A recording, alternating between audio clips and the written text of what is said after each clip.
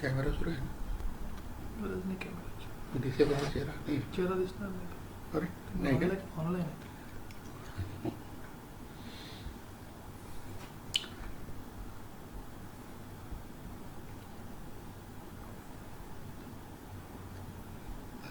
चेहरा चेहरा नाही दिसणार म्हणतात. तो ऑनलाईन आहे. चालेल ना? बरोबर. हां हां हां हां हां नमस्कार. हां, सिंधुजन अकॅडमीच्या वतीने आज आपण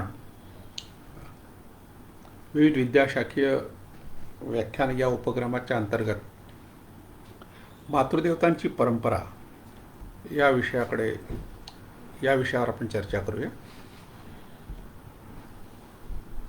मी डॉक्टर अशोक राणा, यवतमाळ.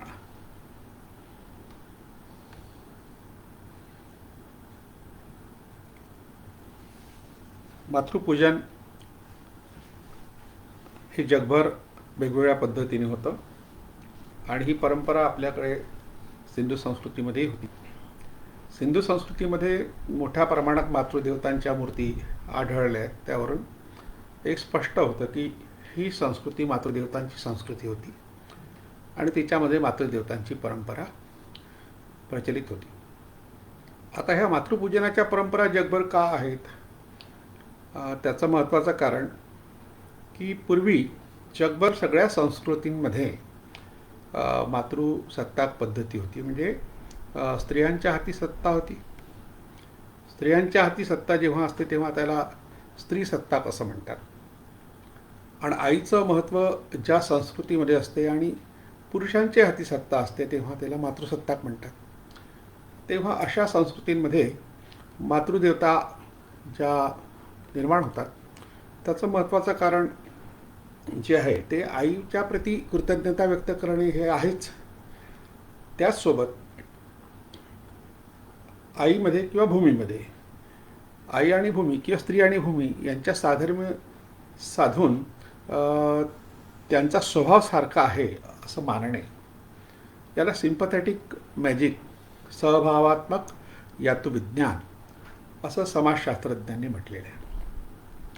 आता या सहभावात्मक यातुविज्ञानाची संकल्पना जी मांडली ती सर जेम्स जॉर्ज फ्रेझर यांनी मांडली. जेम्स जॉर्ज फ्रेझर हे नाव जे आहे ते मानवशास्त्रज्ञ म्हणून प्रसिद्ध आहे. 1878 त्यांचा जो ग्रंथ प्रकाशित झाला त्याचं नाव होतं गोल्डन बाऊ. सोनेरी फांदी असं त्याचं मराठी भाषांतर करता येईल. म्हणजे आपल्या संस्कृतीमध्ये अनेक परंपरा अशा आहेत ज्या खऱ्या अर्थाने आपल्यासाठी भूषणावह आहेत. फक्त आपल्याला त्याचा आशय न समजल्यामुळे आपण त्याच्याकडे नकारात्मक दृष्टीने पाहतो. म्हणून आपण त्या परंपराशी संबंधित विधी, रिच्युअल्स आणि उपासना पद्धती या सगळ्या गोष्टींमध्ये कोणतं रहस्य आहे हे रहस्य शोधण्याचा प्रयत्न जेव्हा मानवशास्त्रज्ञांनी केला तेव्हा त्यांच्या लक्षात असं आलं की सृष्टीमध्ये जे विविध प्रकारचे घटक आहे, आकाश आहे, पाणी आहे, डोंगर आहे, झाड आहेत, दगड आहे, या सगळ्या घटकांमध्ये कोणती तरी एक अलौकिक शक्ती असते आणि त्या शक्तीला आपण प्रसन्न करून घेतलं तर आपल्याला अपेक्षित जे यश आहे किंवा सुख आपल्या वाट्याला येतील अशी एक संकल्पना आहे. जसं आता पाऊस पडला नाही किंवा पाऊस पडायला उशीर झाला तर लोक पावसासाठी प्रार्थना करतात, काही ठिकाणी यज्ञ करतात. तर पावसासाठी प्रार्थना करण्याच्या ज्या अनेक प्रकारच्या परंपरा आहेत त्यात पाण्यात बुडून राहणे काही काळ अशा प्रकारचे विधी आपल्याकडे आहेत. तसं एखाद्या वेळेस पाऊस खूप झाला आणि समुद्राला भरती आली, त्या समुद्राची भरती ही थांबावी, ओहोटी लागावी यासाठी किंवा तो खवळलेला आहे असं गृहीत धरून त्याला शांत करण्याकरता नारळ वाहण्याची परंपरा आपल्याकडे कोकणामध्ये आहे. नारळी पौर्णिमेला हा विधी होतो. हा सुद्धा यातू कल्पनेतूनच आलेला आहे. ऋग्वेदामध्ये यातुधान नावाचा एक शब्द आहे. यातू म्हणजे अलौकिक अशी शक्ती जी निसर्गामधल्या सगळ्या घटकांमध्ये आहे आणि या शक्तीला धारण करणारा किंवा ज्याला त्या शक्तीवश होऊ शकतील अशी व्यक्ती त्या व्यक्तीला यातुधान म्हणतात. यातुधारण करणारा या अर्थाने. आता हे यातुधान जे आहे त्यांची जी नावं आली आहेत वैदिक साहित्यामध्ये, त्यात असुर आहे, राक्षस आहे, दैत्य आहे, दानव आहे, भूत आहे, पिशाच आहे, किमिदिन हा एक शब्द आहे आणि यक्ष हा एक शब्द आहे. याशिवाय आणखी काही शब्द आहेत. गंधर्व, किन्नर, अप्सरा, आणखी काही शब्द आहेत. आता या सगळ्या शब्दांचे अर्थ पुराणिकांनी फार वेगवेगळे लावलेले आहेत. मुळात या शब्दाचे अर्थ वेगळे आहेत, पण पुराणामध्ये त्याचे अर्थ सांगताना पुराणिकांनी मात्र त्याचं विकृतीकरण केलेलं आहे. म्हणून आपण या शब्दांच्या मुळाशी जायचा प्रयत्न केला पाहिजे. आपण या शब्दांच्या मुळाशी गेलो तर लक्षात येईल, आता हे सगळे शब्द समजून घ्यायचे असतील तर आपल्या भाषा विज्ञानाचा आधार घ्यावा लागेल. आणि भाषा विज्ञान हे असं विज्ञान आहे जे उच्चाराशी संबंधित आहे तसंच शब्दाच्या अर्थाशीही संबंधित आहे. म्हणून पहिला शब्द जो आहे असुर, जो अतिशय प्रचलित आहे आणि नकारात्मक दृष्टीने ज्याला समोर केलेला आहे, त्या शब्दाचा अर्थ मात्र प्रत्यक्षात फार वेगळा आहे. असु या शब्दाचा अर्थ चैतन्यदायी शक्ती असा होतो, किंवा जीवरक्षक शक्ती किंवा कला किंवा विद्या. आणि ही विद्या ज्याला अवगत आहे त्याला असुर म्हटलं आहे. म्हणजे चांगलाच अर्थ आहे. आता आपण ज्या काळात ही चर्चा करीत आहोत त्या काळात तर आपल्या सगळ्यांच्या जीवाला धोका आहे. करोनासारखा असा एक व्हायरस आहे की जो कोणत्याही क्षणी आपल्या शरीरात प्रवेश करू शकेल या भीतीने आपण सतत स्वतःला सुरक्षित ठेवण्याचा प्रयत्न करतो. आणि नाही जमलं समजा हे ना आपल्याला लागण झालीच तर आपण डॉक्टरकडे जातो. तर डॉक्टर आपली रोगप्रतिकार शक्ती वाढवतात आणि आपण त्यातून बरे होतो. म्हणजे चैतन्यदायी शक्ती ही कुणाकडे आहे? डॉक्टरकडे आहे. मग हा अर्थ आपण गृहीत धरला असुर शब्दाचा तर डॉक्टर असुर आहे. पण असुर शब्दाचा जो पुराणामध्ये अर्थ आहे तो नकारात्मक आहे, वाईट आहे. आणि त्याचं जे चित्रण केलं जातं ते अतिशय विद्रूप विभत्स असं केलं जातं. त्याला प्रामुख्याने शिंग दाखवली जातात. आता माणसाला शिंग असणं कसं शक्य आहे? शिंग बैलाला असतात. याचा अर्थ होतो बैल हे ज्याचं कुलचिन्ह आहे त्या कुलचिन्हाचा मुखवटा धारण करणारे लोक म्हणजे असुर. असुर शब्द इतका चांगल्या अर्थाचा असतानाही त्याला वाईट का करून टाकलं? कारण वैदिकांचे जे शत्रू होते, जे सिंधू संस्कृतीचे कर्ते होते, ते असुर होते. म्हणून कॉम्रेड शरद पाटलांनी असं म्हटलं आहे त्यांच्या दासशूद्रांची गुलामगिरी या ग्रंथामध्ये की असुरांचं शहर जे आहे ते आपल्या पुरातत्व खात्याच्या उत्खननातून बाहेर आलं. त्याचं नाव ऋग्वेदामध्ये हरियुपी आहे. आणि 1922 राकालदास बॅनर्जी, काना Dikshit, sir Mortimer Wheeler, John Marshall या सगळ्यांनी जे उत्खनन केली त्या उत्खननातून जे शहर आपल्याला सापडलं ते हरप्पा. हरप्पा हा जो उच्चार आहे हरियुपिया या वैदिक शब्दाशी संबंधित आहे. म्हणजे अजून त्या उच्चाराचं शहर शिल्लक आहे आणि ते असुरांचं शहर आहे हे कॉम्रेड शरद पाटील म्हणतात. म्हणजे याचा अर्थ सिंधू संस्कृतीच्या कर्त्यांचं ते शहर आहे. मी सिंधू संस्कृतीचे कर्ते हे असुर होते. आता दुसरा शब्द आहे राक्षस. आता राक्षस शब्द हा संस्कृत रक्षस या शब्दापासून तयार झाला आहे. रक्षस म्हणजे रक्षण करणे, राक्षस म्हणजे रक्षण करणारे. हे कोणाचं रक्षण करतात? तर हे आपल्या भूमीचं रक्षण करतात. आणि आपण असं पाहिलं की किल्ल्यांचा जो इतिहास, सगळ्यात प्राचीन इतिहास आपल्याला सापडतो तो सिंधू संस्कृतीमध्ये. त्या ठिकाणी तटबंदी असलेलं शहर आढळलं आहे. अशी शहरं भारतामध्ये आहे, भारताबाहेर अनेक संस्कृतींमध्ये आहे. तर तेव्हा तटबंदी तर असते, पण त्याशिवाय त्या तटबंदीचं रक्षण करण्याकरता जे सैन्य लागतं, जे लढवय्ये लागतात, त्यांना राक्षस म्हटलं आहे. म्हणजे आपल्या शहराचं रक्षण करणारा किंवा शेतीचं रक्षण करणारा किंवा गावाचं रक्षण करणारा जो कोणी असेल त्याला राक्षस म्हटले. मग रक्षण करणारा वाईट कसा काय असेल?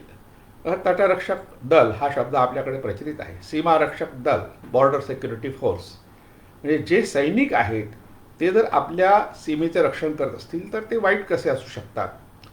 हे कुणासाठी वाईट असतील? जे शत्रूंसाठी वाईट असतील, जे राक्षसांचे शत्रू आहेत. ऋग्वेदामध्ये वैदिकांनी आपल्या शत्रूचं वर्णन स्पष्ट केलं आहे की ते शिष्णदेव हा त्यांना म्हटलं की हे शिष्णाचं पुरुषलिंगाची पूजा करणारे असे लोक आहेत. त्यांची पूजाविधी त्यांच्या उपासना पद्धतीबद्दल बोलताना तिरस्काराने हा शब्द वापरला आणि त्यांना असुरी म्हटलंय, राक्षसी म्हटलंय. आणखी एक शब्द आहे दैत्य. हाही त्याच अर्थाचा म्हणून वापरला जातो, पण तसा त्याचा अर्थ नाही आहे. सिंधू संस्कृती ही मातृसत्ताक संस्कृती होती, मातृपूजक संस्कृती होती. तिच्यामध्ये एक दिती नावाची देवता होती. त्या दितीचा उल्लेख मात्र ऋग्वेदामध्ये आहे आणि तिचा अर्थ होतो तेजस्वी, तेज देणारी, दीप्ती म्हणजे तेज. आता ही तेजस्वी देवता असेल, तिचे जे उपासक आहेत किंवा तिचे मुलं, उपासकांना सुद्धा मुलं म्हटलेलं आहे, तर ते दैत्य आहे. म्हणजे एखाद्या मातृदेवतेच्या उपासकांना त्या मातृदेवतेतून ओळखलं जात असेल तर ते वाईट कसे असू शकतील. अगदी हाच प्रकार झाला आहे दानव या शब्दाबद्दल. दैत्य आणि दानव हे दोन्ही शब्द सारख्या अर्थाने वापरले जातात, म्हणजे हे सगळे नकारात्मक अर्थाने वापरले जातात. सिंधू संस्कृतीमध्ये दनू नावाची एक मातृदेवता होती आणि त्या मातृदेवतेचे उपासक ते दानव. दानव शब्दाचा अर्थ दनूची मुलं असाही होतो. म्हणजे हे चारही शब्द आपण जर पाहिले, असुर, राक्षस, दैत्य आणि दानव हे समानार्थी आहे आणि सिंधू संस्कृतीशी संबंधित आहे, आपल्या प्राचीन भारतीय संस्कृतीशी संबंधित आहे. मग त्याला वाईट कोणी म्हटलं आहे? ते वैदिकांनी म्हटलेलं आहे. कारण वैदिकांच्या दृष्टीने ते त्यांचे शत्रू होते, कारण त्यांनी आपल्या देशाचं रक्षण केलं, आपल्या सीमांचं रक्षण केलं, आपल्या लोकांचं रक्षण केलं, आपल्या पिकांचं रक्षण केलं. अशा तऱ्हेने पिकांचं रक्षण करणारे, सीमांचं रक्षण करणारे असुर, राक्षस, दैत्य, दानव हे आपले पूर्वज आहेत. आणखी एक शब्द पुढे येतो यातुधान. या संकल्पनेमध्ये वैदिकांनी जो वापरला आहे तो भूत नावाचा शब्द आहे. आता भूत शब्द ऐकल्याबरोबरच लोकांना भीती वाटायला लागते. आता ही भीती वाटण्याचं कारण काय? भूत शब्दाचा अर्थ तसा होत नाही. मुळात भूत शब्दाचा अर्थ होतो होऊन गेलेले, जन्मलेले. म्हणजे आपण ज्ञानेश्वरीमध्ये पाहिलं, 12व्या अध्यायामध्ये भक्तियोग सांगताना ज्ञानेश्वर महाराज म्हणतात, जे जे भेटे भूत ते ते मानिजे भगवंत, हा भक्तियोग निश्चित जाण माझा. मग जे प्राणी मात्र, भूत शब्दाचा अर्थ होतो प्राणी मात्र, जे जे प्राणी मात्र असतील, तर वाघ असेल, सिंह असेल, गाय असेल, कोल्हा असेल, माणूस असेल, स्त्री असेल, लांडगा असेल, आणखी कोणी असेल, ज्या ठिकाणी जीव आहे ते सर्व त्यांच्यामध्ये भगवंत पाहण्याची अपेक्षा ही ज्ञानेश्वरांनी केली आहे. या ठिकाणी सरळ सरळ भूत शब्द प्राणीमात्रांसाठी आम्ही नकारात्मक नाहीच आहे. किंवा तुकोबारायांनी म्हटलं की दया तिचे नाव भूतांचे पालन आणिक निर्दारण कंटकांचे. दया कशाला म्हणतात? जे भूतांचं, प्राणीमात्रांचं पालन करतात आणि जे वाईट आहे त्यांना विरोध करतात. आणिक निर्दारण कंटकांचे, जे चांगलं आहे, जे अनुकूल आहे त्याला सांभाळणं आणि जे प्रतिकूल आहे, जे वाईट आहे त्याला नाहीसं करणं. अशा प्रकारच्या ज्या भावना आहेत त्याला दया म्हटलं आहे. त्या दया म्हणताना भूत हा शब्द वापरला आहे. म्हणजे भूत शब्दाचा अर्थ वाईट नाहीच आहे. मग हा झाला कसा, हा एक प्रश्न आहे. आता आपल्याकडे भूताची पूजा, भूताची उपासना पूर्वी होती. आताही दक्षिण भारतात तशा प्रकारची उपासना होते. आणि पार्वतीला भूत माता म्हटलेलं आहे. म्हणजे तिची मुलं भूत आहेत. मुलं म्हणजे उपासक. म्हणजे ते वाईट असतील का? ते वाईट नक्कीच नाही. मग हा शब्द आला कसा, नकारात्मक झाला कसा? तर ऋग्वेदामध्ये हा शब्द येतो, पण त्याहीपेक्षा पिशाच्य शब्द एकदाच येतो. भूत शब्द तर येत नाही, पण पिशाच्य शब्द एकदा आला आहे. पिशाचेन या नावाने तो आला आहे आणि त्याचा पुढे अथर्ववेदात अर्थ दिला आहे. भूतांचा अथर्ववेदात जो अर्थ दिला आहे तो सुसंस्कृत लोक या अर्थाने आहे. आणि पिशाच्य शब्दाचा अर्थ होतो जे मांस खातात, ज्यांचं मुख्य अन्न मांस आहे. म्हणजे अशा तऱ्हेने मांसाहाराशी संबंधित पिशाच्य आणि भूत हे शब्द आहे. तर हे शब्द आहाराशी संबंधित असतील तर वाईट कसे असतील, हा एक प्रश्न आहे. आणि भूत आणि पिशाच्यात अंतर सांगताना गणेश पुराणासारखी पुराणं सांगतात की भूत हे शिजवलेलं मांस खातात आणि पिशाच्य हे कच्चं मांस खातात. बस एवढाच फरक सांगितला आहे. आणि अमरकोश जो आहे संस्कृतमधला पहिला कोश मानला जातो तो, त्यात पिशितम मांसम अश्नाती इथे पिशाच्य हा असं म्हटलं आहे. ज्यांचं मुख्य अन्न खाद्य हे मांस आहे ते पिशाच्य. म्हणजे मांसाहाराशी संबंधित हा शब्द असेल तर हा वाईट कसा असेल? कारण मोठ्या प्रमाणात आपल्या देशामध्ये आणि इतर देशांमध्ये मांसाहारी लोक आहेत, अजूनही आहेत. 70 ते 75% लोक हे मांसाहारी जर असतील तर ते वाईट कसे असतील हा एक प्रश्न आहे. आता मराठीच्या संदर्भात असं म्हटलं जातं की मराठी भाषा ही 6 भाषांच्या मिश्रणातून तयार झाली. आता हे मिश्रण झालं कसं की महाराष्ट्र हा उत्तर आणि दक्षिण या भारताच्या ह्या दोन्ही भूभागांना जोडणारा सांधा आहे. त्यामुळे उत्तरेकडूनही लोक इथे येतात आणि दक्षिणेकडूनही लोक येतात.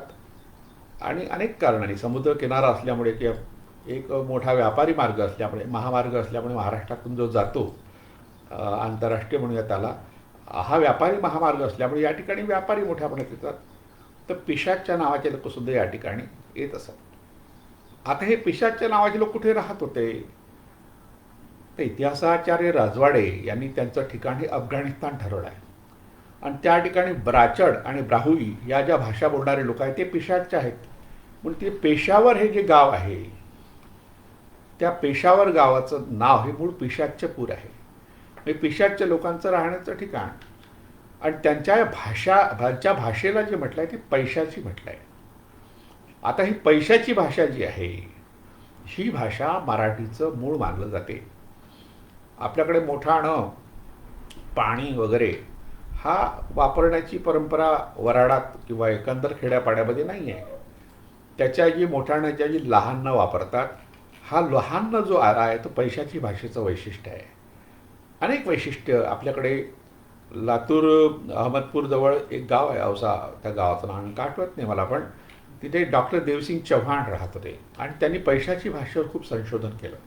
म्हणजे आपल्या महाराष्ट्रातला तो एकमेव असा विद्वान माणूस होता की ज्यांनी पैशाची भाषेवर संशोधन केलं आणि त्याची वैशिष्ट्ये सांगितली. जसं मथुरा हा शब्द आहे हा पूर्वी मधुरा हा शब्द होता.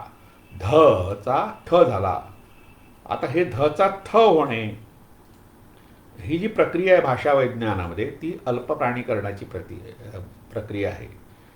किंवा कठोर वर्ण होणे, मृदू वर्णाचा कठोर वर्ण होणे ही जी प्रवृत्ती आहे भाषा विज्ञानामध्ये ही बांधलेली आहे. ही पैशाची जी प्रवृत्ती आहे.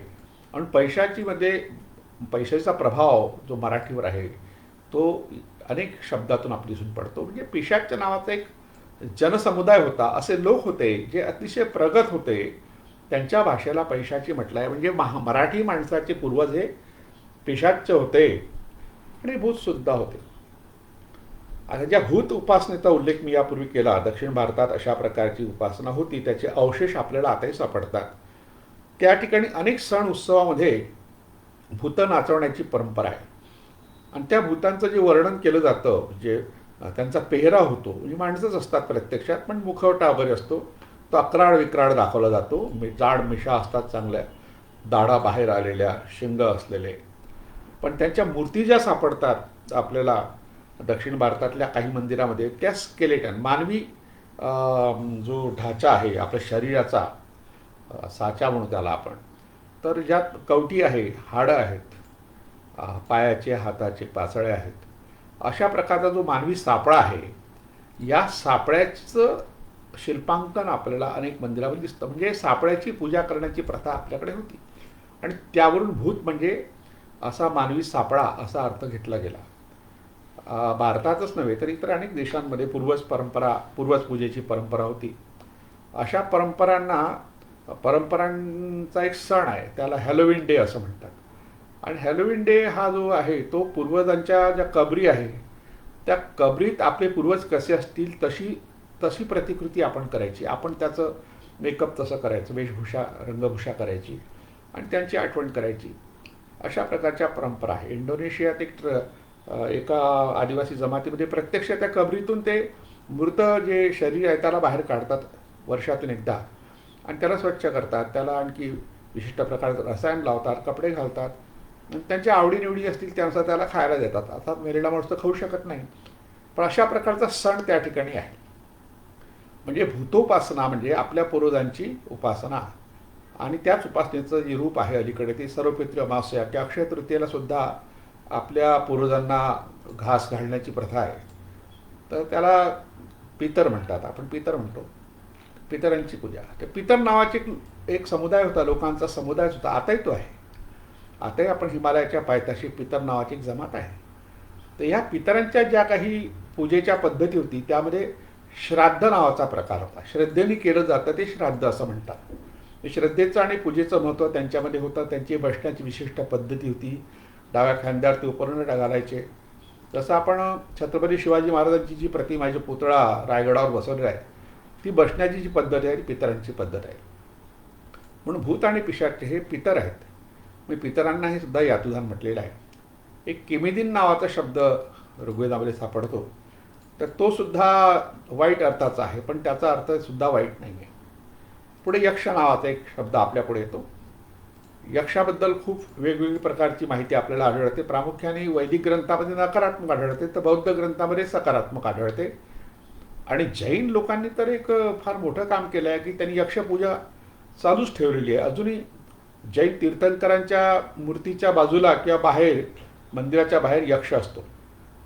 पार्श्वनाथाचा यक्ष, धरणेंद्र किंवा पद्मावती यक्षिणी, अशा अनेक तीर्थंकरांची यक्ष आणि यक्षिणी आणि त्यांच्या मूर्ती आणि त्यांच्या स्वतंत्र पूजासुद्धा बऱ्याच ठिकाणी आहे. धरणीधराचं मंदिर सापडतं दक्षिणेत.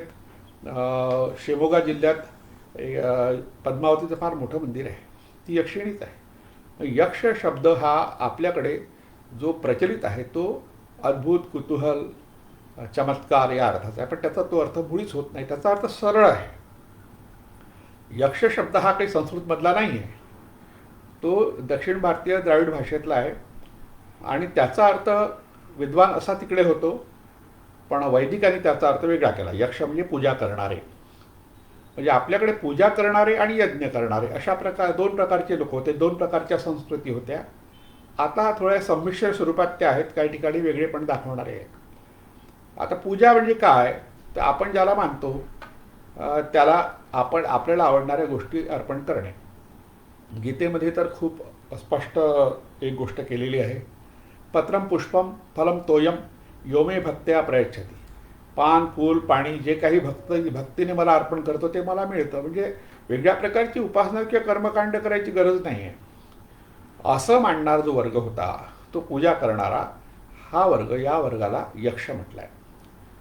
आणि त्याची जी पत्नी असेल किंवा स्त्री असेल तिला यक्षिणी म्हटलं आहे.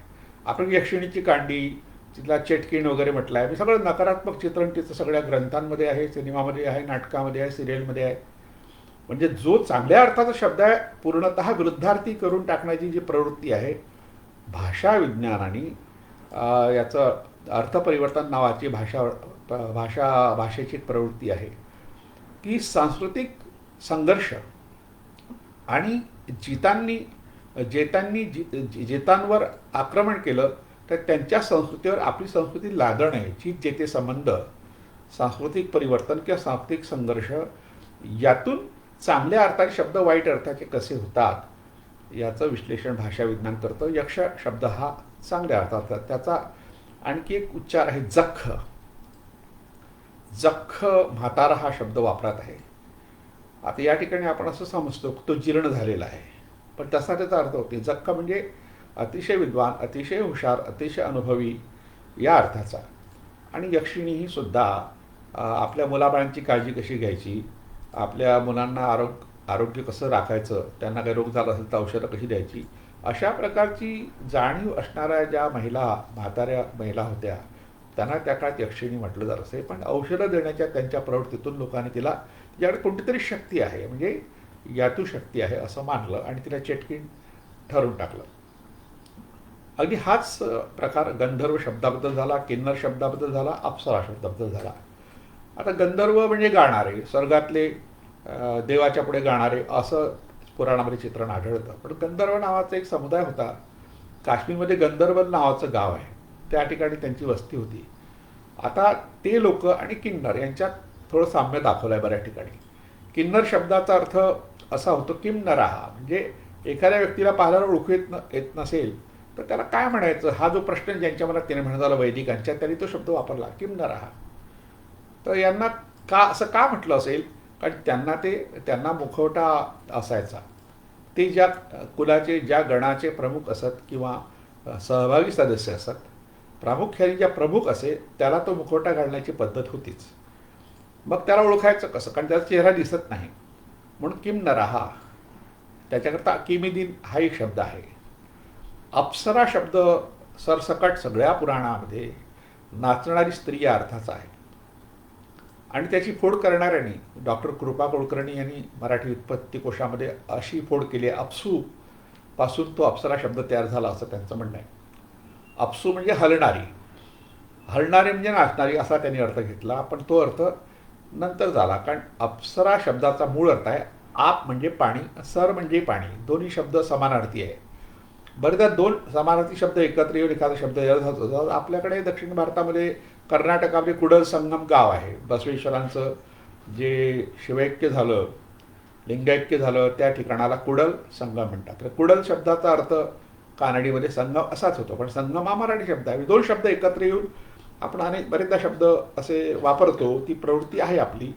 तसाच अप शब्द आहे. आप म्हणजे पाणी, सर म्हणजे पाणी, सरस म्हणजे पाण्याचा प्रवाह.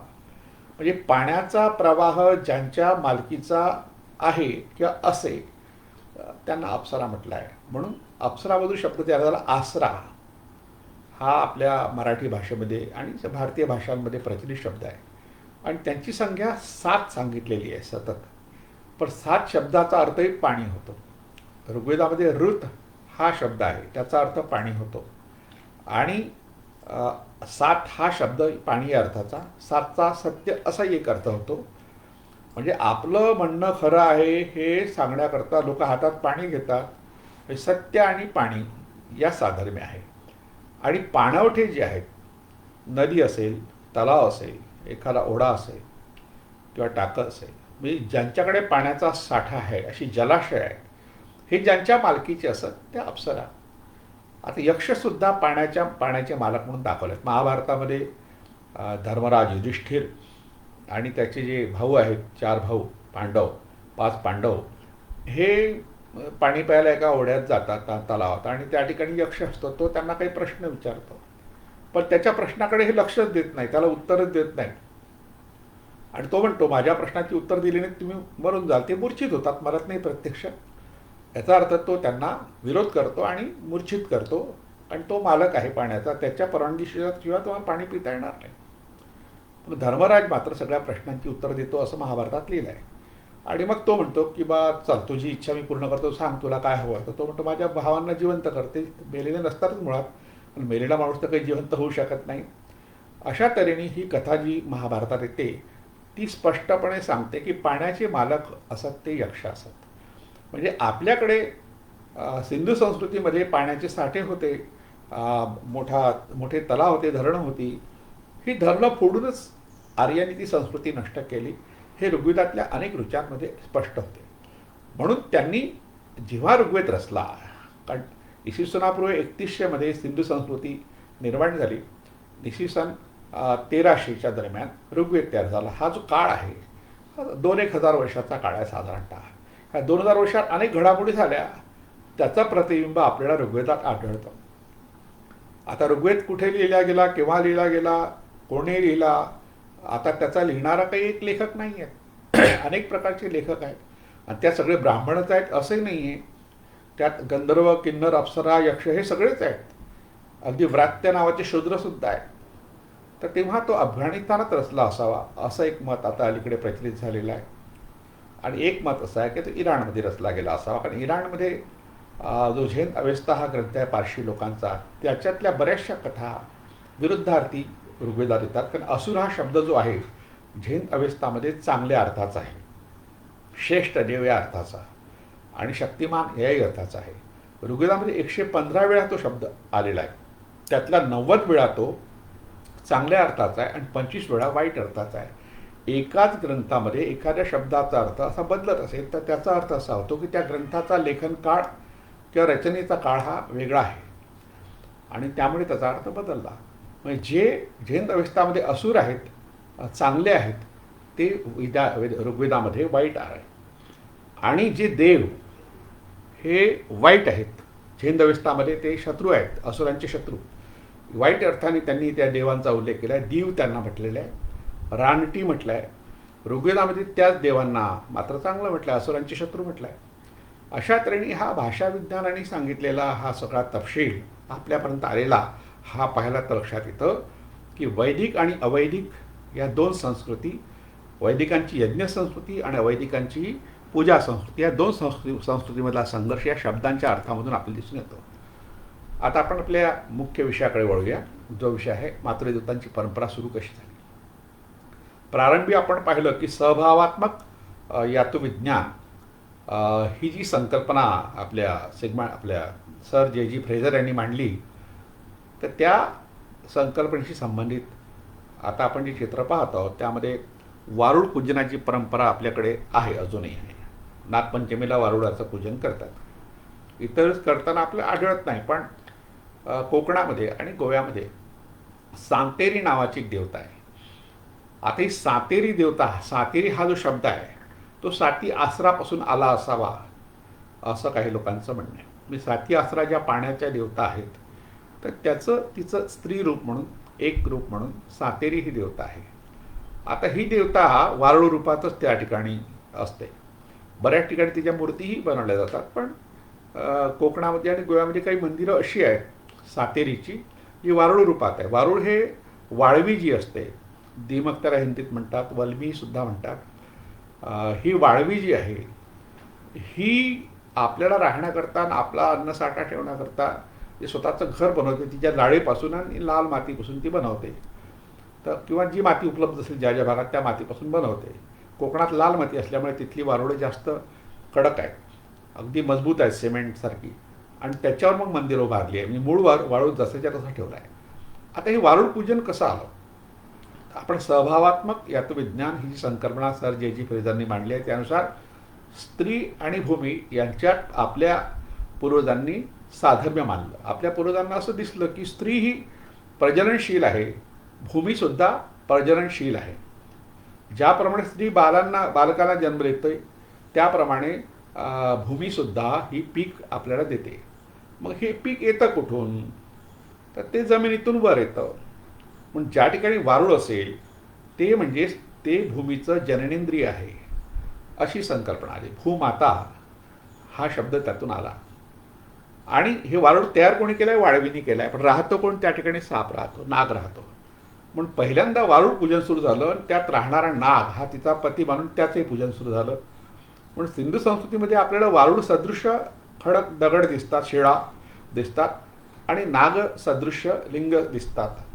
म्हणजे अगदी प्रारंभी आपल्या भारतामध्ये वारुळ पूजन असावं. मग वारुळासारखे दगड दिसले, त्या सादृश्यातून त्यांना वारुळ मानलं गेलं, आणि मग त्यांची पूजा सुरू झाली. आता ज्या ठिकाणी मंदिरं उभारली आहेत सातेरीची, त्या ठिकाणी वारुळासारखा आकार दगडाला दिलेला आहे. नैसर्गिक दगड सापडला तोही ठेवला गेला आहे. बऱ्याच ठिकाणी वारुळासारखं त्याला आकार दिलेला आहे. वारुळ पूजनाची परंपरा जी आहे मुळात सहभावात्मक यातुविज्ञानातून सुरू झाली, ज्यामध्ये भूमीमध्ये कोणती तरी शक्ती आहे, अलौकिक शक्ती आहे. त्यामुळे आपल्याला पिकं मिळतात, आणि त्याच्यामध्ये स्त्रियांमध्ये साधर्म्य आहे. स्त्रियांचं जननेंद्रिय आणि वारुळ या साधर्म्य आहे. या साधर्म्याच्या संकल्पनेतून वारुळ पूजन सुरू झालं. मातृदेवतांच्या परंपरेचं हे मूळ आहे. गोवा या राज्यामध्ये मोरजिम नावाचं गाव आहे. त्या मोरजिम गावामध्ये वारुळाचं, सातेरीचं मंदिरच आहे. मोठं वारुळ आहे, आणि त्याच्यावर मग त्यांनी सुंदर, जिथे गोव्यातली मंदिरं सुंदरच आहेत, प्रश्नच नाही, तर तशा प्रकारची सुंदर मंदिर त्यांनी केलं आहे.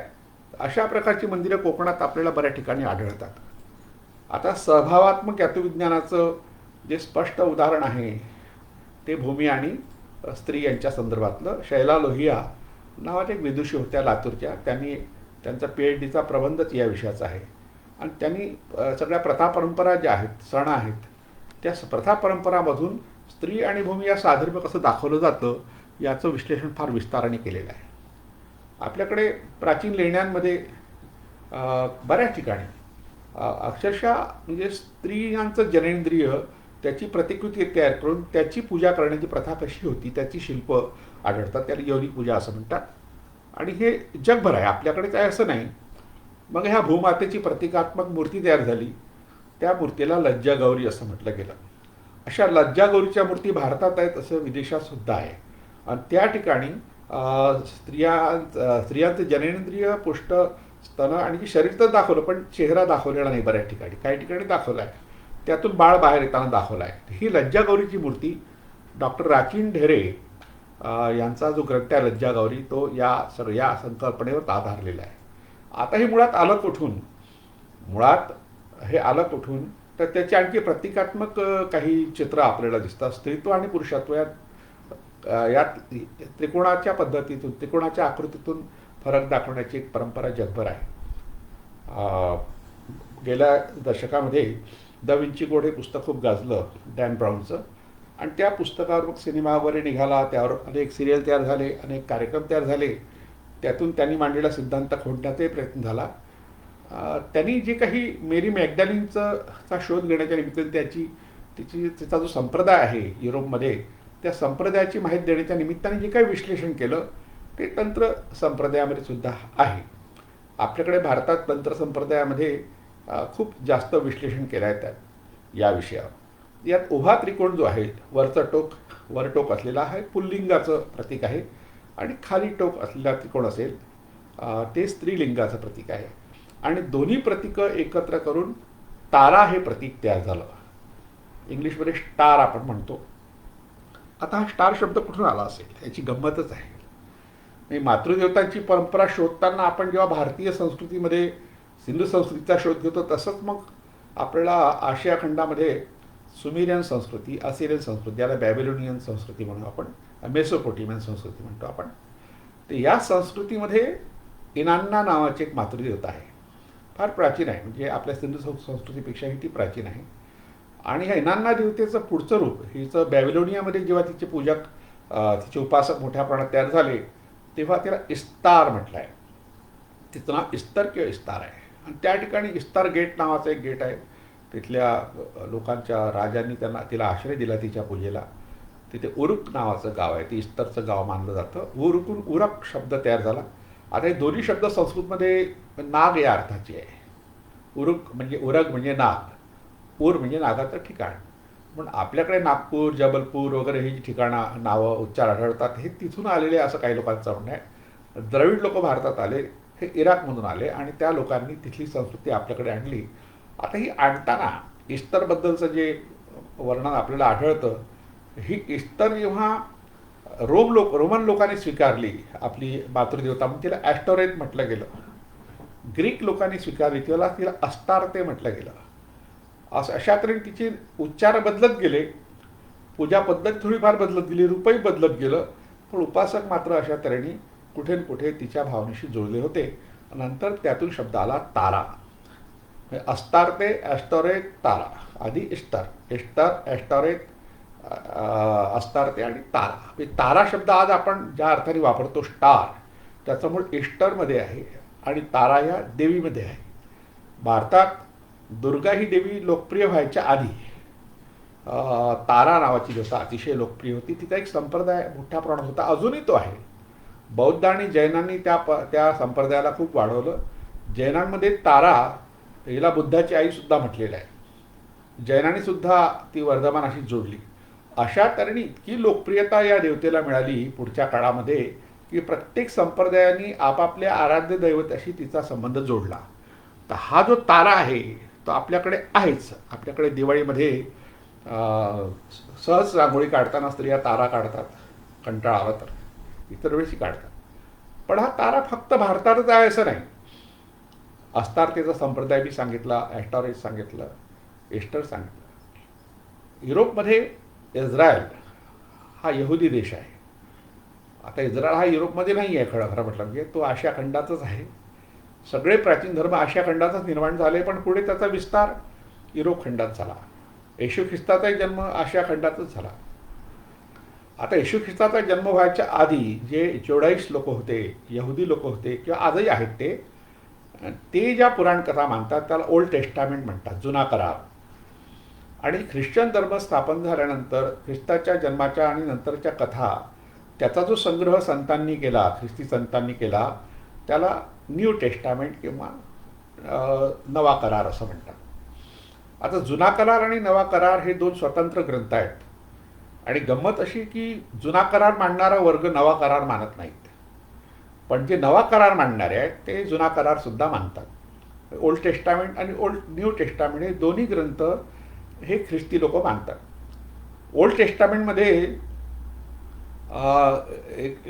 देवाचा जो पुत्र आहे तो येणार आहे असं एक भविष्य कथन आहे. मोझेस वगैरेनी केलेलं. आता गंमत अशी आहे की तो येऊन गेला त्यांना मान्यच नाही. म्हणजे तो येशू ख्रिस्त होता असं ठरवलं. ख्रिस्ती लोकांनी ठरवलं की हा येशू ख्रिस्त हाच परिचित आहे, देवाचा लाडका पुत्र आहे, तो लोकांच्या कल्याणासाठी पृथ्वीवर पाठवलेला आहे. पण हे ओल्ड टेस्टामेंट मांडणाऱ्या लोकांना मुळीच मान्य नाही. हे लोक कोण आहेत? ही निवड जुडाईश आहे असं नाही. इस्लाममध्ये सुद्धा ओल्ड टेस्टामेंट मानलं आहे. ओल्ड टेस्टामेंटच्या कथांना मान्यता आहे. कुराणामध्ये ह्या कथा आपल्याला आढळतात, पण त्यात ईसा मसीह येणार आहे म्हटलं, पण आला असं ख्रिश्चन लोकांना जसं मान्य आहे तसं इस्लामी लोकांना मान्य नाही. आता हे तीनही धर्म एकाच परिसरात विकसित झाले. Palestine, Jerusalem. आता या एकाच परिसरात हे विकसित झाले तेव्हा त्यांच्या धर्मकल्पनासुद्धा सारख्या आहेत आणि त्यांच्यामध्ये तारा मात्र आहेच. तीनही धर्मामध्ये तारा आहे.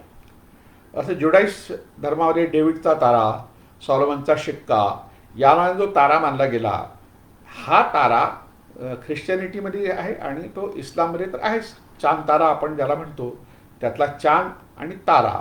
तारा हा तारा हा स्त्री आणि पुरुष या दोघांच्या समागमाचं चित्रांकन आहे.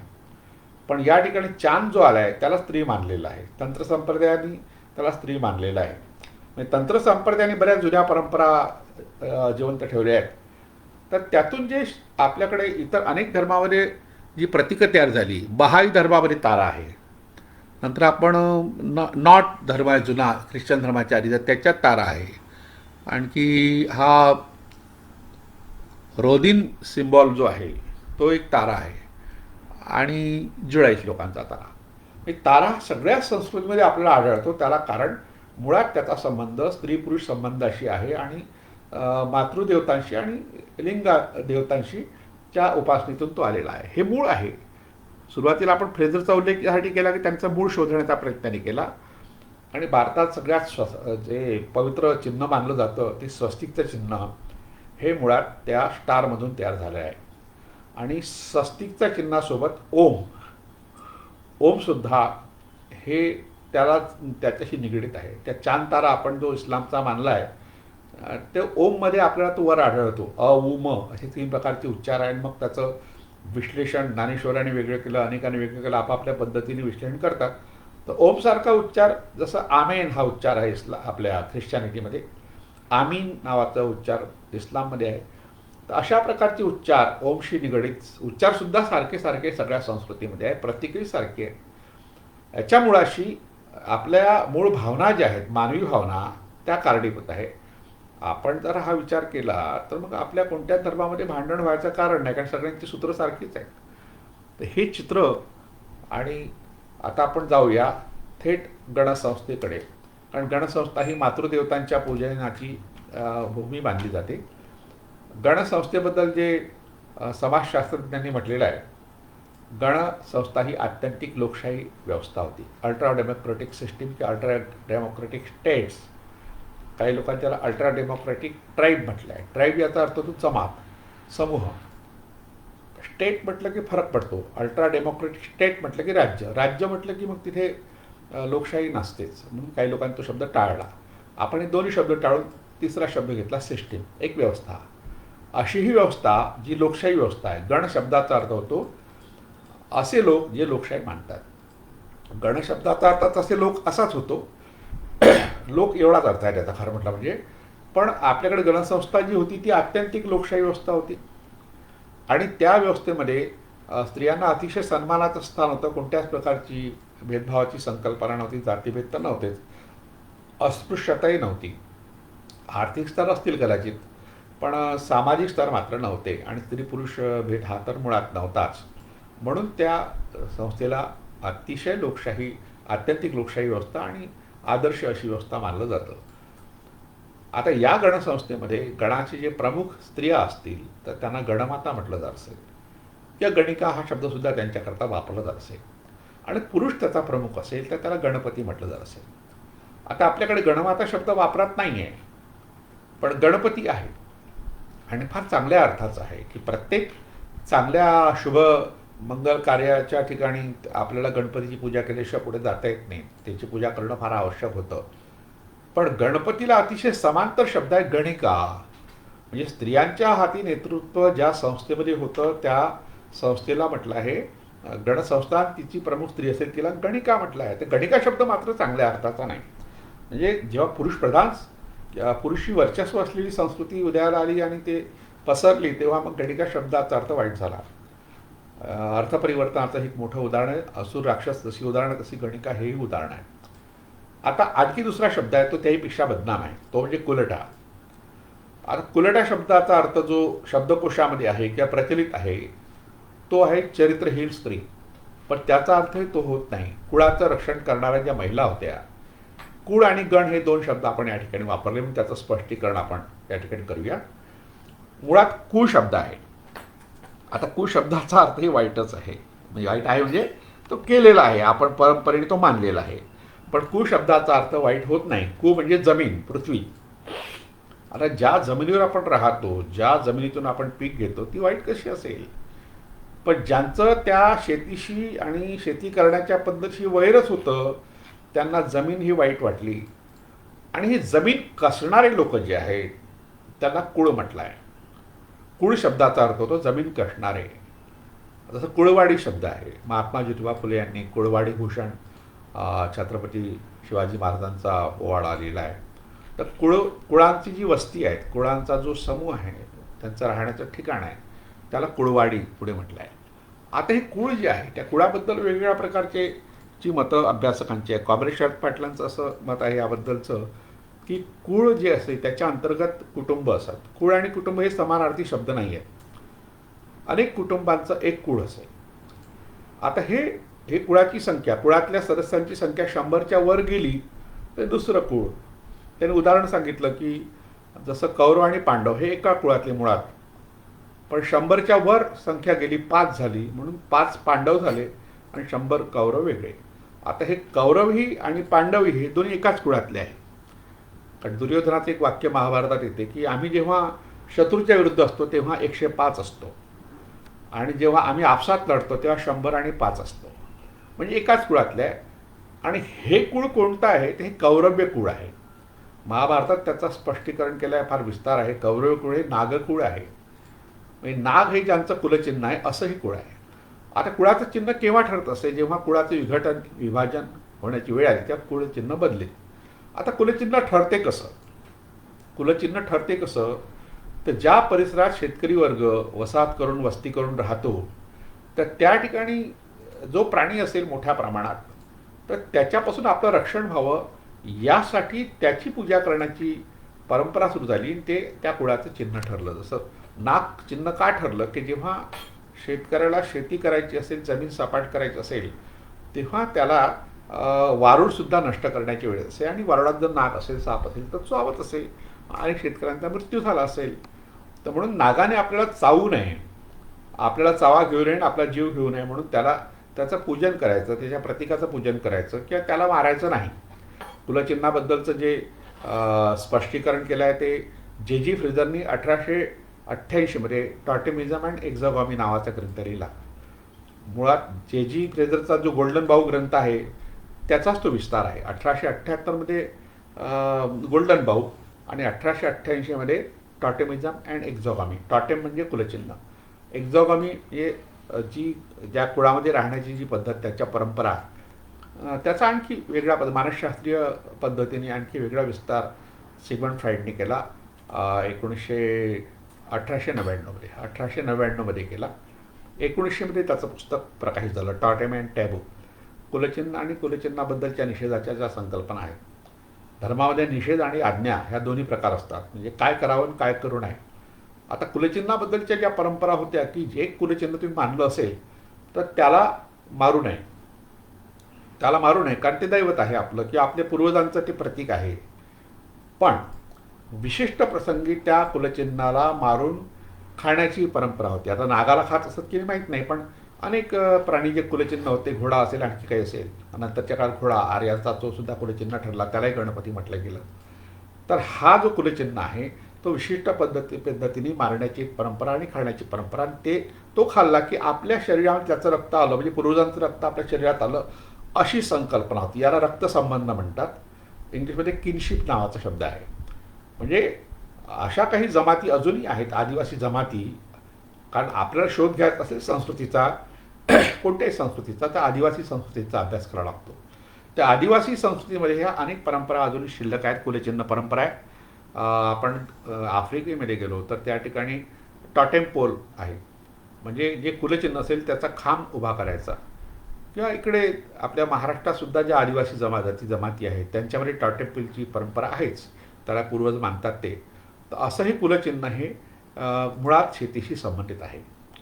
आता हा कुळांचा समुदाय आणखी मोठा झाला तर त्याचा एकत्रीकरण, त्याच्यावर नेतृत्व करणारा एक असा कोणी नेता असेल आणि मग त्या कुळाचं रूपांतर गणामध्ये होत असेल. एक ज्या कुळाचा प्रभाव असेल त्या सगळ्या कुळांवर, तर त्याचं रूपांतर गणामध्ये होत असेल. आणि गणात सुद्धा वेगळं चिन्ह असेल. जसं गणपती हा जो शब्द आहे तो गणचिन्ह आहे. हत्ती हे गणचिन्ह आहे. आता हे गणचिन्ह ठरलं कसं, त्याबद्दलच्या सुद्धा कथा पुराणांनी आपापल्या पद्धतीने सांगितल्या आहेत. आता हे ठरण्याचं कारण फार वेगळं सांगितलं आहे. प्रत्येकाने वेगळं सांगितल्यामुळे आपल्याला त्यावर एकत्र येणं कठीणच आहे. पुराण कथांचा अभ्यास करता करता आणखी संभ्रम पडतो. जे पुराणातली कथा गणपतीची फार विचित्र आहे ती कथा. त्या कथेमध्ये तर गणपतीचं विद्रुपीकरण करण्यात आलं, पार्वतीचंही चरित्रहरण करण्यात आलं आणि शिवाला सुद्धा वाईट ठरवण्यात आलं आहे. पण ती कथा काही योग्य नाही. ज्या कोणाच्या मनात आली असेल त्याला गणपतीबद्दल तिरस्कार असेल कदाचित, किंवा त्याचं अज्ञान असेल, पण त्यामुळे ती कथा प्रचलित झाली. अजूनही गणेशोत्सवाच्या काळात ती सांगितली जाते आणि त्या कथेच्या आधारे तिचं पूजनसुद्धा केलं जातं. गणेश पुराणामध्ये, जे 13व्या शतकात गणेश पुराण लिहिलं गेलं, त्याच्यामध्ये सुद्धा ती कथा आहे. आणि त्या कथेचे इतक्या आवृत्त्या आहेत, त्या प्रत्येक आवृत्तीमध्ये फार विकृतीकरण गणपतीचं केलं आहे. आता गणपती हा काही केवळ हत्तीच्या सोंडेचा असलेलाच आहे असंही नाही. दक्षिण भारतामध्ये आदिविनायक नावाचं एक दैवत आहे. विनायकाचं मूळ रूप ते मानतात. विनायक हा जो शब्द आहे, नायक म्हणजे नेता, नायक म्हणजे नेता, आणि नेत्यामधला विशेष असेल, तो विशेष नेता असेल, प्रमुख असेल, त्याला विनायक म्हटलं आहे. अगदी बुद्धाला सुद्धा विनायक म्हटलेला आहे. तर हा विनायक म्हणजे हा नेता. आता जे ब्राह्मण ग्रंथ आहे, ब्राह्मण ग्रंथ नावाचा एक प्रकार आहे वैदिकांमध्ये. इसवी सनापूर्व 2000 वर्षापूर्वी हे ब्राह्मण ग्रंथ तयार झाले. आता इसवी सनापूर्व 2000 वर्षापूर्वी म्हणजे खूप जुनं झालं. ते खरं म्हटलं म्हणजे इसवी सनापूर्व 1000 वर्षापूर्वी झाले असावेत. पण 1300 वर्षापूर्वी ऋग्वेद मानला, तर त्यानंतर उपनिषद आणि ब्राह्मण ग्रंथ. या ब्राह्मण ग्रंथामध्ये आणि गृहसूत्र आहे, म्हणजे गृहस्थांनी कोणती कामं करावी, कोणते कामं करू नये, त्यांचे जे विधी आहेत त्याचं वर्णन ज्या ज्या ठिकाणी केलं आहे त्या त्या ठिकाणी गणपतीला, विनायकाला हीन लेखलं आहे. म्हणजे असं आता आपल्याकडे भूत बाधा होते, पिशाच्य बाधा होते असं आपण मानतो. आता भूत पिशाच्य हे दोन्ही शब्द मांसाहारी लोकांसाठी आणि भारतातल्या मूळ निवासी लोकांसाठी वापरले गेले आहेत. विशेषतः महाराष्ट्रातल्या लोकांसाठी वापरले गेले आहेत. तर महाराष्ट्रातल्या लोकांची बाधा महाराष्ट्रातल्या लोकांना कशी होईल? त्या भूत बाधा आणि पिशाच्य बाधेप्रमाणेच विनायक बाधा नावाचा एक प्रकार मानव गृहसूत्र नावाच्या गृहसूत्रामध्ये आहे. आणि मग ज्याला ती बाधा झाली आहे, तर ऊन लागलं असेल, सनस्ट्रोक झाला असेल, तर आपल्याकडे नागपूर जिल्ह्यामध्ये त्याला इनाई लागली म्हणतात. इनाई नावाची देवता आणखी वेगळी आहे, पण म्हणजे इनायक म्हणजे देव लागला, गणपती लागला. म्हणजे गणपती लागल्याची परंपरा त्या भाषेमध्ये अजूनही प्रचलित आहे. नागपुरामध्ये आहे. इनाई नावाची देवता मोर्शी अमरावती जिल्ह्यात आहे. म्हणजे हा जो विनायक आहे त्याची आठवण लोकपरंपरेने जपलेली आहे. पण ब्राह्मणी परंपरेने त्याला भूत, पिशाच्य, यक्ष, गंधर्व, राक्षस, डाकिण यांच्या रांगेत बसून टाकलं. आणि मग त्याला शांत करण्याकरता विनायक शांती कर्म नावाचा एक विधी आहे, आणि तो ज्यात लिहिला आहे त्याचं नाव आहे विनायक कल्प. म्हणजे जो गणपती आज इतका लोकप्रिय आहे आणि तो ब्राह्मण पुत्र म्हणून 13व्या शतकातल्या गणेश पुराणाने प्रचलित केलेला आहे, तो इसवी सनापूर्व 2ऱ्या शतकातल्या मानव गृहसूत्रामध्ये मात्र शत्रुपक्षात टाकलेला आहे. का टाकला? कारण तो लोकशाही व्यवस्थेचा समर्थक होता ना. गणानांताम गणपतीम हवामहे ही जी ऋचा आहे ऋग्वेदामध्ये आलेली, ही ऋचा ज्यांनी रचली तो गृत्समत हा जो ऋषी होता. आता गृत्समत हा जो शब्द आहे, गृत्स म्हणजे एक प्रकारचा गंध आणि मद म्हणजे स्राव. त्या गंधाचा स्राव म्हणजे हत्ती जेव्हा माजावर येतो तेव्हा त्याच्या गंडस्थळातून एक प्रकारचा स्राव निघतो, त्याला गृत्समत म्हणतात. हे नाव असलेला एक ऋषी हा व्रात्य नावाच्या जमातीमधला होता. आता विनोबा भावे यांनी ही जमात हा कुठे होता, तर हा यवतमाळ जिल्ह्यातल्या कळंबमध्ये होता असं त्यांनी लिहिलं आहे. गणेश पुराणाच्या आधारे त्यांनी लिहिलेलं आहे, कारण गणेश पुराणात तसं वर्णन आहे. तो इकडे आला यवतमाळच्या परिसरामध्ये, मग तो भद्रावतीला गेला, मग चंद्रपूर जिल्ह्यात गेला, असं आदासाला गेला वगैरे वगैरे. हे गणपतीची ठिकाणं त्या त्या ठिकाणी गेला. आता ही कथा नंतरच लिहिली आहे, ती खरी खोटी हा स्वतंत्र संशोधनाचा विषय आहे. त्यावर संशोधन झालेलं आहे अनायसे. मराठीत नाही झालं, हिंदीत झालेलं आहे. तर हा जो आहे गुस्समद हा ऋग्वेदाच्या दुसऱ्या मंडळाचा कर्ता आहे. ऋग्वेदाचं दुसरं मंडळ जे आहे ते ऋग्वेदाची सुरुवात मानली जाते. ऋग्वेदाचं पहिलं मंडळ हे नंतर जोडलं गेलं.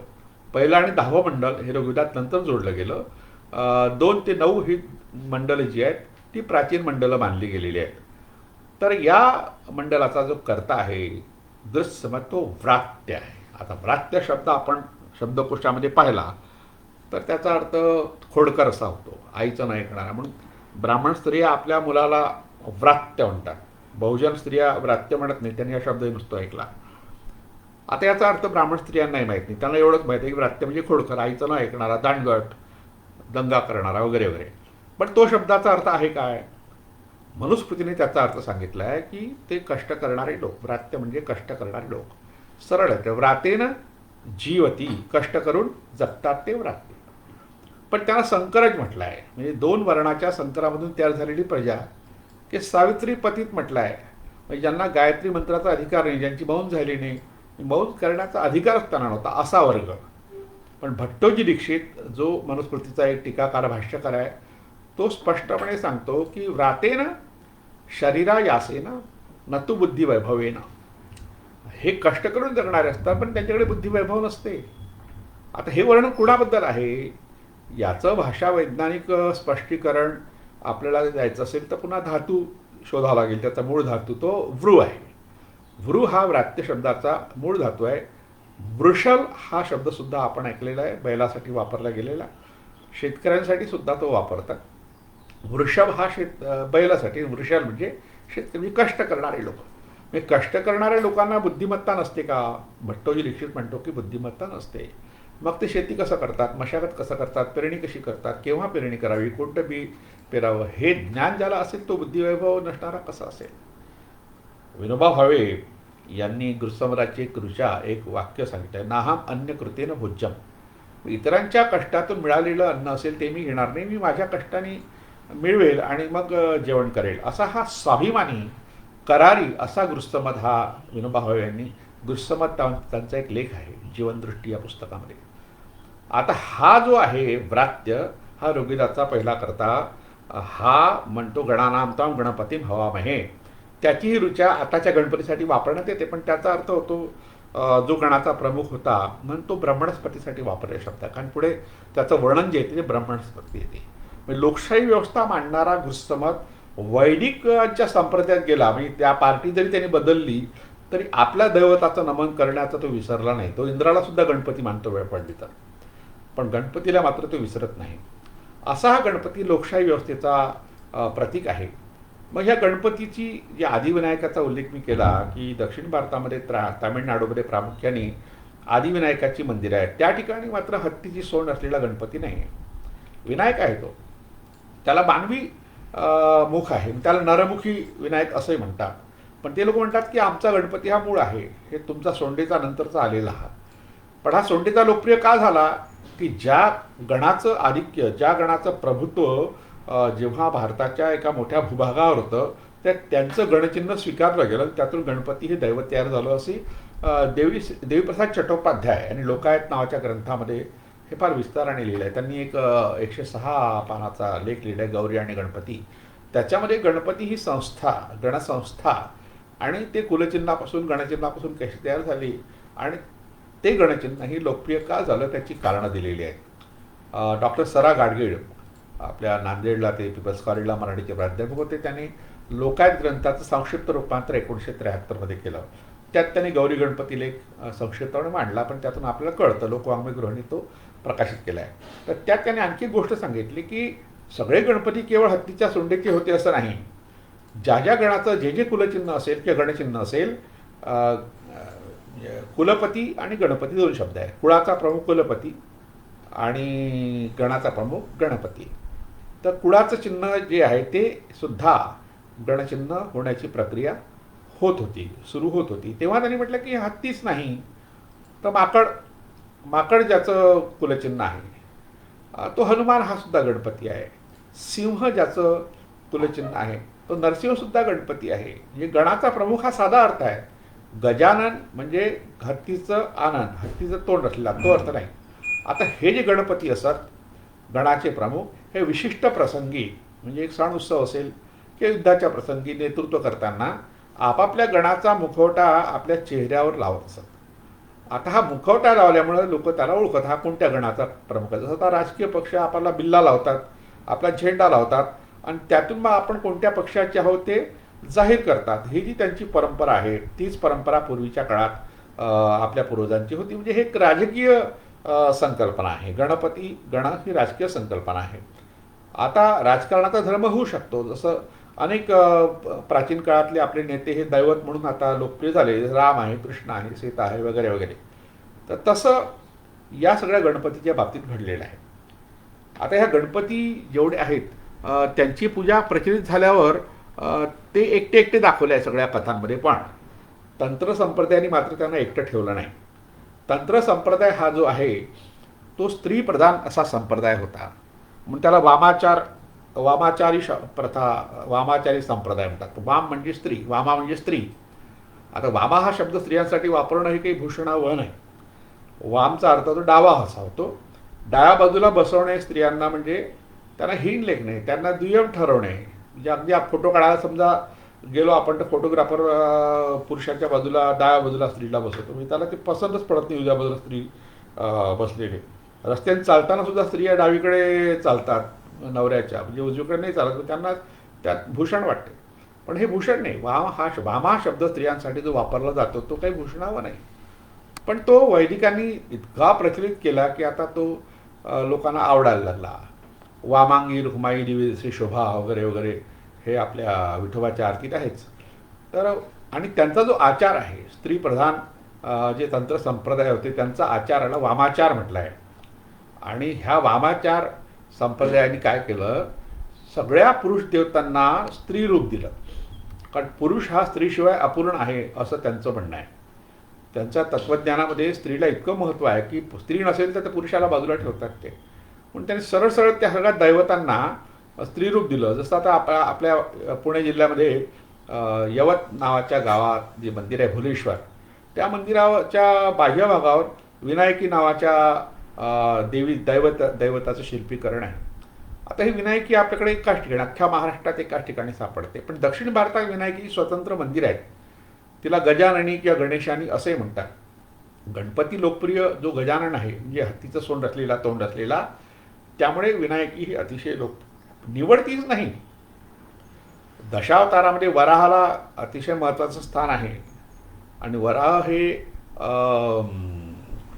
गणचिन्ह किंवा दैवत असणारा जो विजयनगरच्या साम्राज्यातल्या लोकांचं दैवत होतं, तर तो नृसिंह होतं. पण तिथे वराहसुद्धा चालुक्यांचं होतं. हां, तर त्या चालुक्याच्या वराह अवताराला सुद्धा स्त्रीरूप दिलं, तिला वाराही म्हटलं. नृसिंहाला सुद्धा स्त्रीरूप देऊन नारसिंह म्हटलं. ह्या स्वतंत्र देवता आहेत. पण पुढे मग त्या नरसिंहाची पत्नी नारसिंही, वाराहाची पत्नी वराही, गणपतीची पत्नी विनायकी, असं एक नातं नंतरच्या पुराणिकांनी जोडलं. आता मुळात ह्या गणमाता असाव्यात. म्हणजे जसा गणपती हा स्त्री पुरुष रूपात आहे तसं गणमाता ह्या स्त्री रूपात आहे.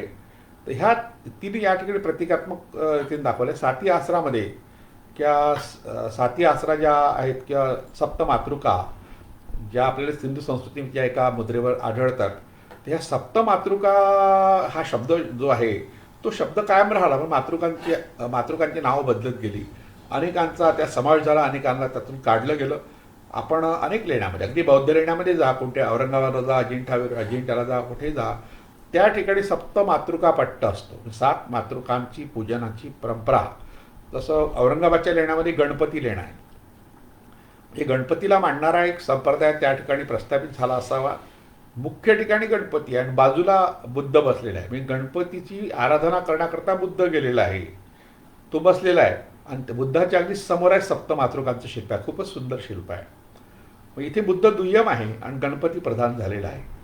आता ज्या ज्या लोकांनी याचं वर्णन केलं ह्या गणपती लेण्याचं, तर त्याचं वर्णन करताना असं ते सांगतात की बुद्धाचं प्रवचन ऐकायला गणपती आला. आता आपण हे मान्य केलं, अनेकांनी ते लिहिलेलं असल्यामुळे मान्य केलं आहे. मान्य केलं तर मग बुद्ध मुख्य ठिकाणी पाहिजे, पण आपण त्या लेण्यात गेलो तर बुद्ध दुय्यम ठिकाणी आहे आणि ती मूर्ती खंडिती आहे, पूर्ण झालेली नाही. गणपती मात्र व्यवस्थित तयार करण्यात आलेला आहे. तो प्रचलित गणपती आहे, गणेशोत्सवात दाखवण्यात येतो तसाच गणपती आहे. त्याच्या बाजूला सप्तमातृका. काही ठिकाणी औरंगाबादच्या लेण्यामध्ये इतर ठिकाणी लेण्याच्या प्रवेशद्वारापाशी किंवा बाजूला सप्तमातृका पट्ट असतो. 7 मातृका दाखवल्या जातात आणि बाजूला गणपती असतो आणि एका बाजूला कार्तिकेय किंवा वीरभद्र असतो. तर अशा प्रकारच्या ज्या परंपरा आहेत त्याच्यामध्ये सप्तमातृकाचं महत्त्व त्यांनी वारंवार सांगितलं की 7 प्रकारच्या नद्या आणि त्या पाण्याचं रक्षण करणाऱ्या 7 आसरा, म्हणून त्यांना तिथे महत्त्वाचं स्थान प्राप्त झालं. मातृदेवता अशा काही ठिकाणी पाण्याच्या देवता, काही ठिकाणी भूमीच्या देवता, काही ठिकाणी दगडाच्या देवता, अनेक निसर्गातल्या घटकांच्या देवता म्हणून ह्या पुढे आल्या. आणि पुढल्या काळात मातृदेवतांचं जे अवमूल्यन झालं, जेव्हा पुरुषप्रधान संस्कृती आली. एक ग्रंथ माझ्यासमोर आहे सध्या, स्त्रीपर्व मंगला सामंतांचा. त्यांनी त्या ठिकाणी मातृसत्ता जाऊन, म्हणजे स्त्रियांची सत्ता जाऊन पुरुष सत्ता जेव्हा प्रस्थापित झाली तेव्हा गणपतीला महत्त्व आलं, असं एक चित्र त्यांनी कव्हरवर टाकलं आहे. आपल्या कॉम्रेड शरद पाटलांनी मात्र फार वेगळं म्हटलं आहे की स्त्री सत्ता आणि मातृसत्ता या 2 प्रकारच्या सत्ता होत्या. आता हे कसं काय स्त्रियांना इतकं महत्त्व आलं, त्याला कारण कॉम्रेड शरद पाटलांनी सांगितलं की जगातल्या सगळ्या संस्कृतीमध्ये शेती जी पहिल्यांदा केली ती स्त्रियांनी केली. पण भारतातल्या संदर्भात ते निवृत्तीचं नाव घेतात की निवृत्ती ही शेती करणारी पहिली. आता स्त्रियांनी शेती का केली? कारण स्त्रिया घरी राहत असतात मुलांना सांभाळण्याच्या निमित्ताने, आणि पुरुषांनी फळं आणले, त्या फळाच्या बिया फेकून दिल्या, तर पावसाळ्यात त्या उगवताना त्यांनी पाहिल्या आणि त्यांच्या लक्षात असं आलं ह्या बिया गोळा करून ठेवल्या आणि हा पुरल्या तर आपली शेती करता येते, म्हणजे पुन्हा पुन्हा झाड उगवता येते, जंगलात जायची गरज नाही. आपल्याला जे लागतं ते अन्न आपण आपल्या घराच्या अवतीभोवती निर्माण करू शकतो.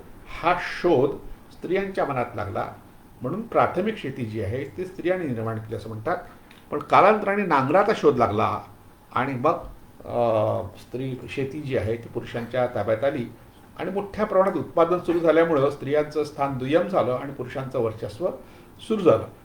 म्हणजे स्त्री सत्ताक परंपरेपासून तर पुरुष सत्ताक परंपरेचं जे मधलं जे मार्ग आहे, मधलं जे माध्यम आहे ते आहे नांगर. नांगराच्या शोधाने अशा तऱ्हेने पुरुषी वर्चस्व वाढलं. त्याचा परिणाम आपल्याला सगळ्या संस्कृतीमध्ये आढळतो. भारतामध्ये रामायण आणि महाभारत हे 2 जे ग्रंथ आहेत, त्या दोन्ही ग्रंथांमध्ये किंवा पुराणांमध्ये ज्या दैवतांच्या कथा आहेत त्या कथामध्ये आपल्याला स्त्रियांना काही ठिकाणी दुय्यम तर काही ठिकाणी महत्त्वाचं स्थान दिलेलं आढळतं. राम सीता, तर रामाशी सीतेचा संबंध जोडल्यामुळे सीता ही दुय्यम झाली. असे सीता ही भूमाता आहे. सीत हा जो शब्द आहे त्याचा अर्थ होतो नांगराच्या फाळाने नांगरलेली जमीन. सीता म्हणजे शेती, नांगरलेली जमीन.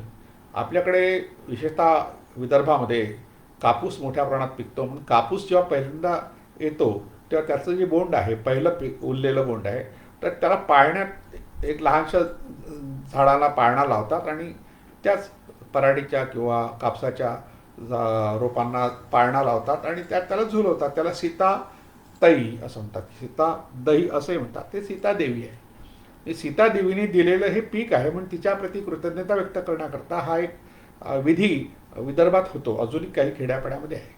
सीता ही प्रधान आहे. ऋग्वेदामध्ये सीता ही मातृदेवता आहे, पण राम नाही. राम हे दैवत नंतर प्रस्थापित झालं आणि मग ते सीतेशी जोडलं गेलं, तर सीता दुय्यम झाली आणि राम प्रमुख झाला. शंकराच्या बाबतीत असं घडलं नाही.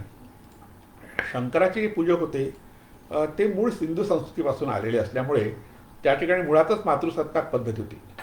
आपल्या कॉम्रेड शरद पाटलांनी मातृसत्ताक आणि स्त्रीसत्ताक यात फरक केला आहे. गायनाक्रसी अँड मॅट्रियार्की त्यांचं एक पुस्तकच आहे. तर या ठिकाणी जो शिवशंकर आहे तो पार्वतीला दुय्यम स्थान देत नाही. तो तेवढाच सन्मान देतो, तेवढंच प्रेम देतो. म्हणून सगळ्या शिवपुराणासारखे शिवकथांमध्ये आपल्याला शंकर पार्वती सारखे आदर्श स्त्री पुरुष म्हणून दाखवण्यात येतात. बरेच ठिकाणी तर अर्धनारी नटेश्वर असे त्याचं रूप आहे. पुरुषांमध्ये स्त्रीचं अस्तित्व असतं, स्त्रीमध्ये पुरुषाचं अस्तित्व असतं. हे जर समसमान असलं तर मग संतुलन राहतं, समसमान नसलं तर संतुलन जातं. अशा प्रकारचं एक तत्त्वज्ञान हे तंत्र संप्रदायाने रूढ केलं आणि त्या तंत्र संप्रदायाने वामाचार पद्धतीलाही प्रतिष्ठा दिली. म्हणून मातृदेवतांच्या या सगळ्या परंपरा ज्या आहेत त्या परंपराच्या मुळाशी भूमातेप्रती कृतज्ञता, आईच्या प्रती कृतज्ञता, आजीच्या प्रती आदरभाव, म्हणजे ज्या ज्या लोकांनी तुमचं पालन पोषण केलं आहे त्या सगळ्यांच्या प्रती कृतज्ञता व्यक्त करण्याकरता या परंपरा सुरू झाल्या. या ठिकाणी आपला हा विषय संपतो आहे. या विषयावर 2009 ते 2011 या 2 वर्षामध्ये मी चित्रलेखा साप्ताहिकामध्ये जे लेख लिहिले, मातृपूजन विश्वपूजन या शीर्षकाखाली, हे शीर्षक ज्ञानेश महारावांनी दिलेलं आहे. त्यांच्यामुळे हे लेख मला मी लिहिली. तर त्याची 2 पुस्तकं गेल्या वर्षी प्रकाशित झाली. पुण्याचं प्राजक्त प्रकाशन यांनी आदिमाया आणि भारतीय मातृदेवता नावाची 2 पुस्तकं काढलेली आहेत.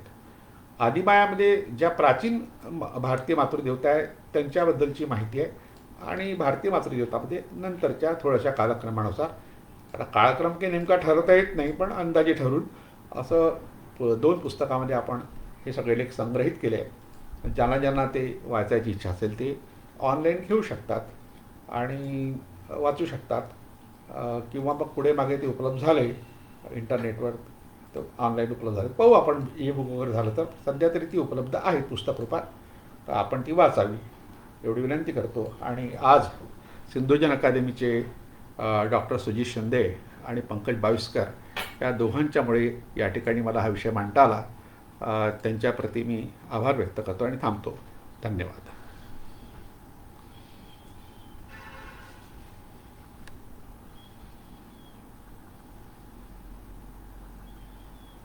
हे काय काही प्रश्न आले होते की? अच्छा, ते प्रश्न आपण वाचले.